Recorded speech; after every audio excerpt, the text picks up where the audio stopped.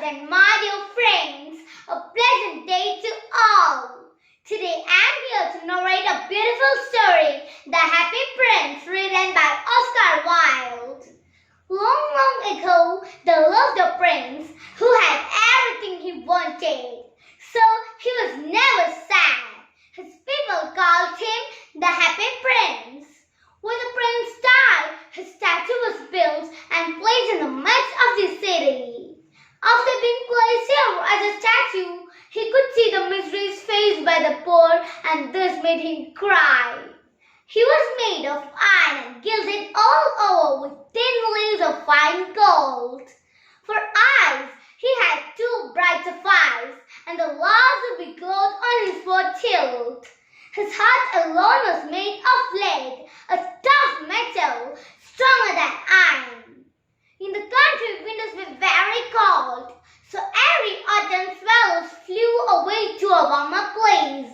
That year, one night, a little swallow flew over the city. He was tired and sleepy, so he spent the night on the statue's feet.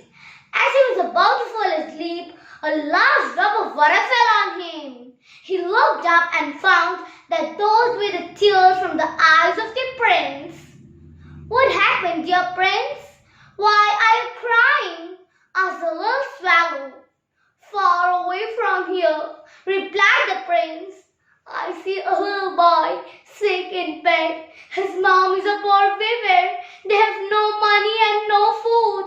Little swallow, will you take my ruby to them?" The swallow felt sorry and he said, "I will." He took the ruby, flew to the little cottage and dropped it on the boy's bed. The swallow was great and he said, "Get well soon, little boy."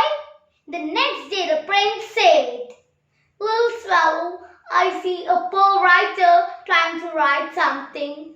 He's very hungry and feeling too weak to hold a pen. Can you take the sapphire from one of my eyes and give it to the young man?" The swallow had to leave soon, but he said, "I will." He took the sparkling sapphire, flew to the young man and dropped it on his desk. The swallow was great and he said, "Be a great writer." The next day the prince said, "Dear swallow, I see a little girl selling matches in the street. Her hands are so cold that she dropped the matches into the gutter. Her father will beat her when she returns home. Can you take my other eye to the girl?" It was getting cold. The swallow was getting late to leave, but he said, "I will."